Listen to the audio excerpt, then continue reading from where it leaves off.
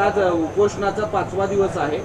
काल संध्याकाळी पर्यंत तुम्ही उपचार नाकारले होते, पण रात्री उशिरा उपचार घ्यायला सुरुवात झालेली आहे। आपली भेट कुणाची झाली होती, काय चर्चा झाली आणि तुम्ही उपचार घेतायत त्याबद्दल आम्हाला सांगा।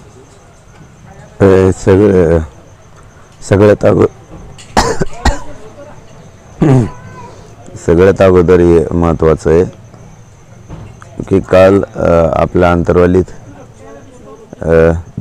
गर्दी झाली होती। म्हणजे माणसं आपले मराठा बांधव इकडं मला भेटायसाठी येत होते। काल गर्दी झाली, ते महत्त्वाचं सांगणं गरजेचं आहे। इकडं गर्दी करू नका, कारण कामाच्या दिवसात पाऊस पडला आहे। आपण इकडं येऊन गर्दी करू नका। काल खूप गर्दी झाली होती इथं मराठा बांधवाची। ते कामं उरकल्याशिवाय कोणी इकडे येऊ नका अंतरवालीकडं। मी आहे इथं, मी आरक्षण मिळाल्याशिवाय किंवा विषय तडीच गेल्याशिवाय मी नाही हटणार, ही मराठा समाजाला माझी विनंती आहे। तब्येत पण आता बरी आहे। दुसरं असं होतं की यांनी सांगितलं की उपचार कालपर्यंत नव्हते। काल काहीतरी 70 का 69 काय शुगर, 84 का BP असं काहीतरी झालं होतं, एकदम क्रिटिकल असं काहीतरी डॉक्टरांचं म्हणणं होतं, मला नाही माहिती। रात्री 3 वाजता सरकारच्या वतीनेही सांगण्यात आलं की आम्ही हा विषय ताबडतोब आता तडीच नेतोय, आपण सलाईन घ्यावी। म्हणून रात्री त्यांच्या शब्दावर विश्वास ठेवून आपण सलाईन घेतली। नाही त्यांनी हा विषय तडीच नेला तर पुन्हा सलाईन काढता येईल। पण मी समाजासाठी लढायला खंबीर आहे इथं। फक्त मराठा बांधवांना विनंती आहे, सगळ्यांनी शांत राहावं, इकडं गर्दी करू नका, कामं उरकून घ्या। शेतीचे पाऊस खूप पडलेला आहे। मला जर काही अडचण आली सरकारकडून, प्रशासनाकडून, तर आपल्याला माहीत होईल। आणि मला माहिती आहे आपल्याला एकजूट दाखवायची मराठा समाजाला गरज नाही। एका हाकेवर 2-2, 4-4 लाख लोक अंतरवालीकडे येत आहेत। आपल्याला कोणाला काही दाखवायची गरज नाही। एकजूट आपली काय आहे ती, सगळ्या देशानं आता आपली एकजूट बघितलेली आहे आणि आपल्या मराठ्यांच्या एकजुटीचा सगळ्यांनी धसका घेतलेला आहे। त्याच्यामुळे काय दाखवायची गरज नाही। शेतीतले कामं सगळ्यांनी करा ही विनंती आहे। आमदार राऊत यांच्याशी काय चर्चा झाली तुमची, त्यांनी काय आश्वासित केलेलं आहे? नाही, त्यांच्याकडून काहीच नाही। ते फक्त निरोप घेऊन आले होते। ते कोणी असो, तो कोणत्या पक्षाचा आमदार असो, तो कोणत्याही पार्टीचा असो, तो कोणाचाही असो, मला पहिल्यापासूनच 10 महिने झाले आंदोलन सुरू आहे, घेणं देणं नाही आहे। कोणी पण येतं मध्यस्थीसाठी प्रयत्न करतं, मग आता चर्चा तर घडून आलीच पाहिजे ना। याच्यासाठी ते सरकारकडे जात आहेत, येत आहेत आणि सरकारने त्यांच्याकडे सांगितले की आम्ही ताबडतोब आता हे लवकर तडीच काढतो विषय सगळे, फक्त आपण आज सलाईन घ्यावी। म्हणून ते म्हणलेत लवकर हा विषय तडीच काढतो ताबडतोब, असा शब्द वापरल्यामुळं मग त्यांच्या शब्दाला सरकारचा आपण मान दिलेला आहे, सन्मान दिलेला आहे आणि सलाईन घेतलेली। ते जर पुन्हा याच्यात बदलले तर सलाईन काढून टाकता येईल, त्यात काय एवढं मोठं हे नाही। मी लढायला इथं मराठा समाजासाठी खंबीर आहे, हे नाही भेट मरायला। कोणी भेटायला येणार आहे असं सांगितलं का? वरच्या सरकार पातळीवर निर्णय घेतले जातील, तुमच्याशी काही या संदर्भात चर्चा करणार आहेत का? याबद्दल काही चर्चा झाली? सरकारला यायचं असलं तर येतील, आमचे दार उघडे आहेत। आमचा विषय आरक्षण आहे। माझ्या समाजाचे लोक लेकरं मोठे झाले पाहिजेत, हा आमचा विषय आहे। आमचा विषय आता ॲडमिशन आहे, तो विषय मार्गी निघाला पाहिजे। EWS ECBCतून फॉर्म भरलेले पोरांना काहींना कुणबी प्रमाणपत्र निघालेत, ते इकडं कन्वर्ट होणं गरजेचं आहे, ते आमच्यासाठी महत्त्वाचं आहे। 2014चे काही विद्यार्थी राहिलेले आहेत, त्याविषयी मी सरकारला सांगितलेलं आहे। सगळ्या सोयऱ्यांच्या अंमलबजावणीच्या बाबतही सांगितलेलं आहे। मराठा आणि कुणबी एकच आहे याबाबतही सांगितलेलं आहे, कारण त्यांनीच सांगितलं होतं मराठा कुणबी एक कायदा बनवायला आधार लागतो। आता आधार मिळालेला आहे 57 लाख नोंदीचा, 2004चा पण तसा कायदा पण आहे। बघूयात आता काय ते काय करतात। माझं लढणं कर्तव्य, माझ्या समाजासाठी मी लढतो। हैदराबादचं गॅजेट आंतरवालीवरच हल्ला झालेला आहे आणि आमच्यावरच हल्ला होऊन आमच्यावरच गोरगरीब लोकांवरती 307 सारखे जाणून बुजून खोटे गुन्हे दाखल केले तेही ताबडतोब घेण्यात यावेत याविषयी चर्चा झाली आणि महाराष्ट्रातले पण पूर्ण गुन्हे मागे घेण्यात यावरही चर्चा झाली. बघू आता ते काय करतायत. मी समाजासाठी लढणार आहे, मरेपर्यंत लढणार आहे. तुम्ही काल असं म्हणाल की सरकार गोड बोलून काटा काढण्याचा प्रयत्न करते. आज त्याबद्दल तुमची भूमिका रात्री या सगळ्या चर्चेनंतर काही सकारात्मक झाली? नाही बघा, जोपर्यंत काम होत नाही, जोपर्यंत विषय मार्गे लागत नाहीत, तोपर्यंत तर विश्वास कसा ठेवायचा. आम्ही 10 महिने ठेवलेच ना विश्वास. आम्ही पहिल्यापासून सांगतो की आजच थोडं सांगतोय की सरकार देतो म्हणतं, परत एकाएकी नाही म्हणतंय, देतो म्हणतं, एकाएकी नाही म्हणतंय. आता सगळे स्वरीची अंमलबजावणीसुद्धा 5 महिने झालेले. अंमलबजावणी करण्यासाठी इतका वेळ थोडा लागतो करायचा असल्या. ज्या वेळेस आता प्रत्यक्ष येत काही वेळेस काय असतं, एखाद्यांचा मान सन्मान करायचा असतो शब्दाचा. ठीक आहे, तडीच नेतो म्हणलेत ना, आम्ही विश्वास ठेवला. कोण नेतो म्हणले, काय नेतो म्हणले, तडीच जाहीरपणानं नाव सांगणारे लोक आहेत. आम्ही नावसुद्धा सांगू की कोण म्हणलं तडीच नेतो. मग कोणाच्या शब्दाला मान सन्मान देऊन आम्ही सलाईन लावली जाहीरपणानं सांगूत ना. पण थोडं ते तडीच नेण्याचा विषय ते थोडंफार हालचाल तर दिसू द्या. मग आम्ही जाहीरपणानं नाव घेणारे लोक आहेत की यांनी आमचा मराठा आरक्षणाचा विषय तडीच नेला आणि या मंत्र्यांमुळं यांच्यामुळं आम्ही सलाईन लावलं होतं आणि त्यांनी आता तडीच नेला आहे. थोडासा तडीच तर नेण्याचा प्रयत्न करू द्या. जाहीर समाजासमोर नाव घेऊन त्यांचं कौतुकसुद्धा समाज करेल ना तडीच नेल्याबद्दल विषय. आज उपोषणाचा 5वा दिवस आहे. काही टाइम बॉन्ड काही चर्चा झाली आहे का किंवा इतक्या वेळात हे सगळं होईल? कारण शेवटी उपोषण रस करता, तुम्ही सलाईन घेतलं नाही घेतलं तर तुमच्या आरोग्यावर त्याचे परिणाम जाणवतील. तोपर्यंत सरकार वाट बघणार आहे का?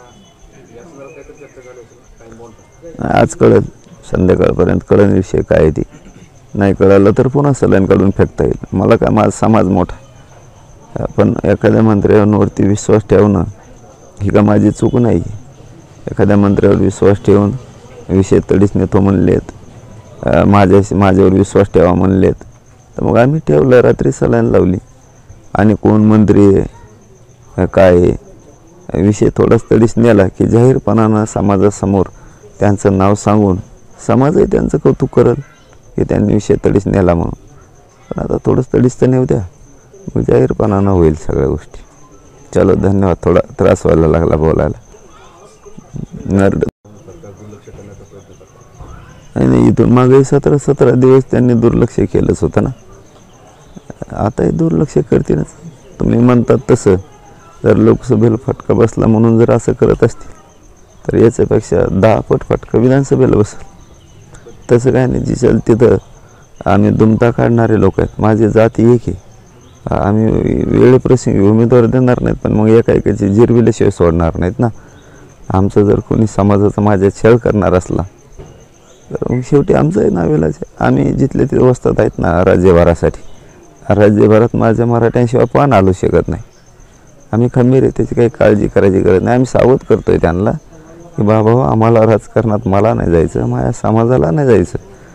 आम्हाला आमचे लेकरं मोठे करायचे तर आम्हाला आरक्षण पाहिजे. आणि तुम्ही जर मजा बघणार असाल तर विधानसभेतून सुद्धा आऊट करणार आम्ही त्यांना, तसे काही अडचण नाही. परंतु काही वेळेस काही मंत्र्यांचा सन्मान करायचा असतो शब्दाचा. हेच आंदोलकाचं खरं काम असतं आणि त्यालाच आंदोलक म्हणलं जातं. त्यांनी सांगितलं आहे आम्ही ताबडतोब आता हे विषय तडीच नेणार आहे, तुम्ही सलाईन घ्या. विश्वास ठेवला. काय वाईट करतो आहे आपण? आंदोलक म्हणून का आम्ही, मला माझी जात मोठी करायची, मग त्यांच्या शब्दाचा सन्मान करणं माझं काम होतं. ते सन्मान मी केलेला आहे. त्यांनी नाही केला. त्यावेळेस त्यांनी जर विषय तडीच न्यायला लागले तर जाहीरपणानं नाव घेऊन सांगू आम्ही समाजाला या मंत्र्यांचा निरोप होता आणि यांनी तडीच कामं नेले. तो समाज कौतुक करेल त्यांचं. कारण आम्हाला काय कुणी असू द्या आरक्षणाशी देणं घेणं नाही केलं तर सलाईन काढून फेकता येईल. सरकारला वेटी धरता असं सुद्धा सरकारला काही मंत्र्यांचं म्हणणं आहे की 10% आरक्षण दिलं, आता ते कोर्टामध्ये गेलेलं आहे. बाकी सगळ्या गोष्टी सरकार करते तरी तुम्ही सरकारला वेटी धरता असा आरोप होता. ते त्याला म्हणा तू घेते 10% तू पोर आली कोणी शान आहे, तेव्हा अति शान आहे ना, नीट राह म्हणा. आणखीन वातावरण नको बिघडू. नीट राह म्हणा. 10% आम्ही मागितलेलं नाही. मोगम बोलू नको.